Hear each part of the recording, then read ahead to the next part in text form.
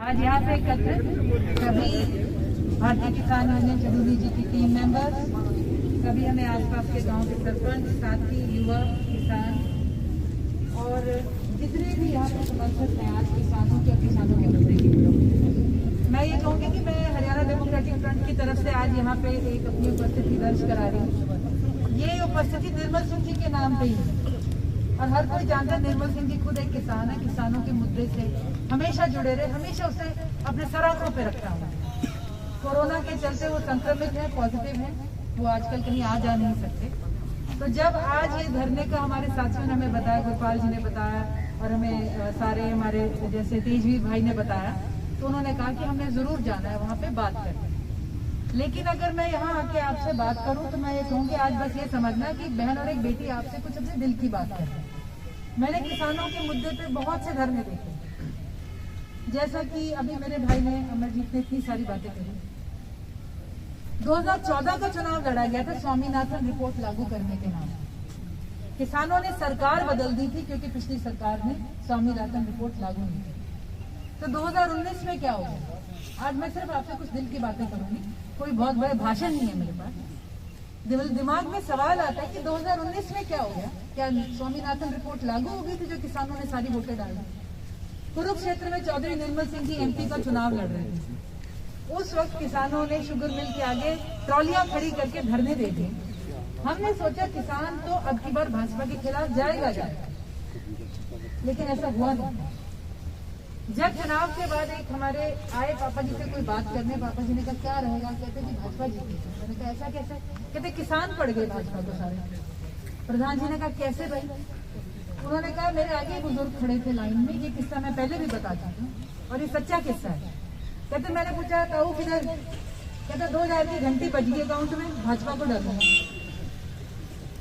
एक मैं अगर आपको कहानी बताऊं तो मुझे किसी ने समझाई ये बात, कई चर्चाएं चली कि जिस सरकार ने किसानों को जूते पे रखा, कुछ नहीं दिया, जो दुर्गति होनी थी वो पिछली सरकार में शुरू हो चुकी थी। ट्रैक्टरों पे जीएसटी, फर्टिलाइजर पे लड़ाई, बीजों पे लड़ाई, एमएसपी, बिक्री ना होना। अभी मेरे भाई ने कहा स्वामीनाथन छोड़ो, एमएसपी की लड़ाई रहेगी। मैं कहती हूँ एमएसपी छोड़ो, खेती की लड़ाई रहेगी। चड़ूनी जी का ही वो था कि हमारी फसलें भी जाएंगी, हमारी नस्लें भी जाएंगी। आज इस बात पे लड़ाई आई। एक साथी से मेरी बात हुई, मैंने कहा ये कैसे हो गया? उसने एक छोटी सी कहानी सुनाई। उसने कहा एक बहुत तानाशाह था, जनता को हर रोज त्रस्त करके रखता था, लहू लुहान करके रखता था। उसके एक बंदे ने कहा आपको डर नहीं लगता ये बगावत कर देंगे? तानाशाह के पास ही मुर्गियां खेल रही थी। तानाशाह ने एक मुर्गी पकड़ी, कहता और बता तुझे क्या लगता है क्यों बगावत करेंगे? बातें करता रहा और तानाशाह एक एक करके मुर्गी के बाल पूछता रहा। मुर्गी चिल्लाती रही, चोंच मारने की कोशिश करी, नाखून मारने की कोशिश करी, लहू लुहान होगी। सामने वाला भी उसे देख के विचलित हो गया कि क्या कर रहा है, इतना तड़पा रहा है, इतना पाप कर रहा है। तानाशाह का तो बोल ना, कोई बात नहीं करता। कहता जी मुर्गी मार देगी आपको, कुछ कर देगी? कहता कुछ नहीं करेगी। जब सारी पूट दी, लहू लुहान मुर्गी होगी, इसने नीचे छोड़ी, बेचारी थोड़ी देर कलपती रही। तानाशाह ने जेब से दाने निकाले, 2 दाने फेंके, मुर्गी खाने में बिजी हो गई। ये कहानी है हमारी असली।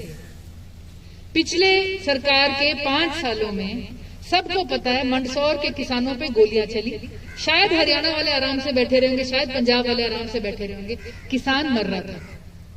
सबने देखा महाराष्ट्र के अंदर हजारों की तादाद में नंगे पैर किसान आए, पूरा सोशल मीडिया भरा हुआ था। मुंबई वालों ने, शहर वालों ने ठेले लगा लिए, छबीले लगा ली, खाना दिया, बिस्किट के पैकेट दिए।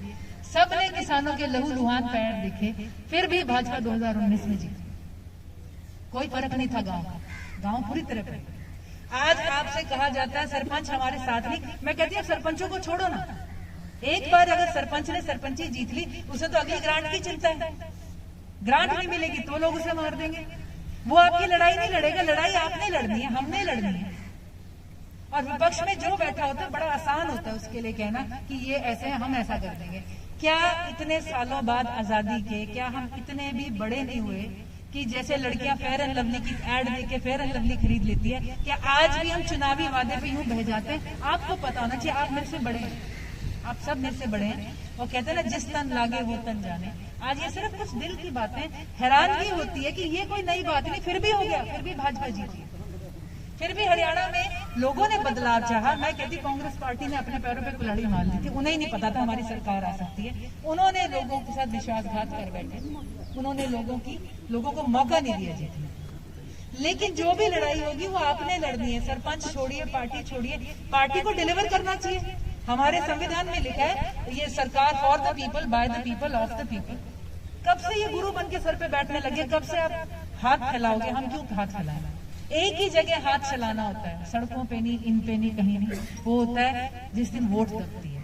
और जैसा कि अभी कहा गया, 4 साल पड़े हैं, फिर याददाश्त छोटी है, फिर मुर्गियों को थोड़े से दाने पड़ जाएंगे, फिर उसके बाद अपना काम चल जाएगा। खेती मुश्किल है दुनिया में, लेकिन हर देश रियायत देता है, लोन देता है, माफी देता है, सब्सिडी देता है, सपोर्ट देता है। आपको क्या मिला है खास? किसान फसल बीमा योजना के नाम पे सबसे बड़ा जो है घोटाला निकलेगा। आपकी जेबे अकाउंटों से जोड़ के खोल दी सरकार, जब मर्जी हाथ डाले, आप निकलवा के देख लो 1 रुपया वापस। ये सच्चाइयां हैं, ये पॉलिटिकल मुद्दा नहीं है, ये आपका मुद्दा है। आपने क्या करना है? क्यों किसान मजबूर नहीं कर सकता सरकार को टेबल पे बैठने पे?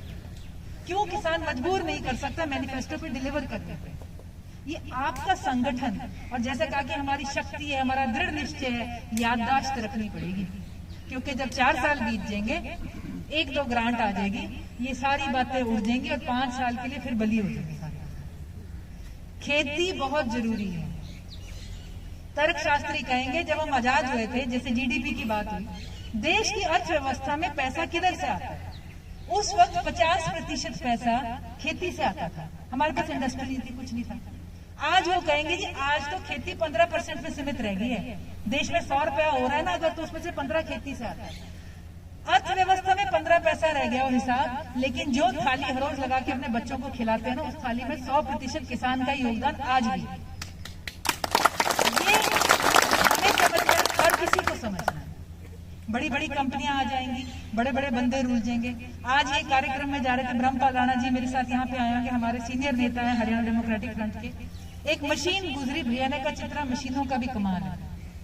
मैंने कहा भैया मिनटों में काम कर देती है। मैंने कहा हाँ। मैं कहा फिर लेबर कहाँ जाएंगे, हम लोग कहाँ जाएंगे, कमाने वाले हाथ क्या करेंगे, हर जेब में रुपया कैसे आएगा?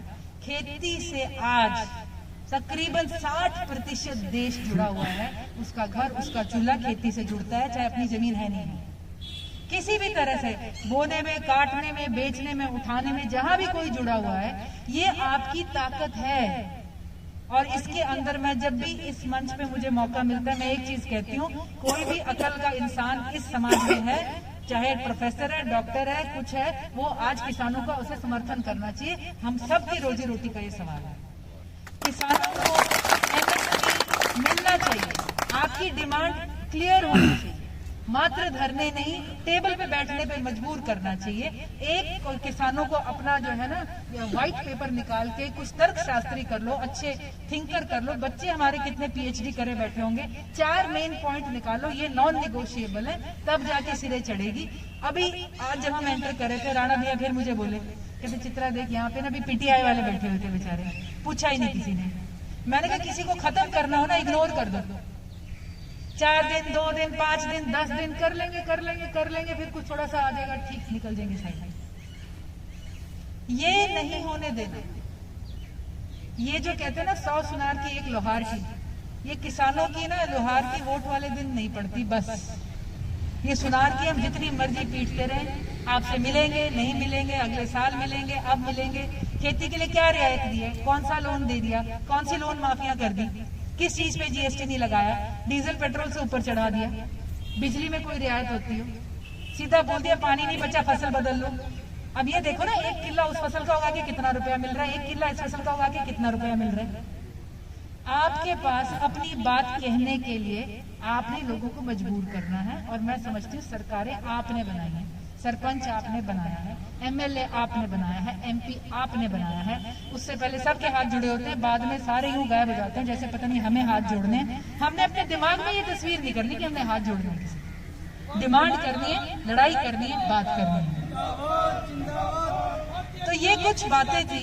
ये आप लोग हमसे, मुझसे बहुत ज्यादा बेहतर जानते होंगे। कुछ जो ख्याल थे, और यही आशा है कि जो हमारे बड़े बुजुर्ग हैं, जो आप लोग कुछ बातों को याद रखोगे, कुछ कार्यक्रम को आप अपने बांधोगे और फिर चलोगे, तभी इस लड़ाई में कुछ ना कुछ हम कमा पाएंगे, किसानों को और खेती को सुरक्षित कर पाएंगे। तो एक बार फिर हरियाणा डेमोक्रेटिक फ्रंट की तरफ से, चौधरी निर्मल सिंह जी की तरफ से आप सबके साथ हमारा समर्थन है, और वो कहते हैं ना, विजयी भवे, तो हम सवारी जीत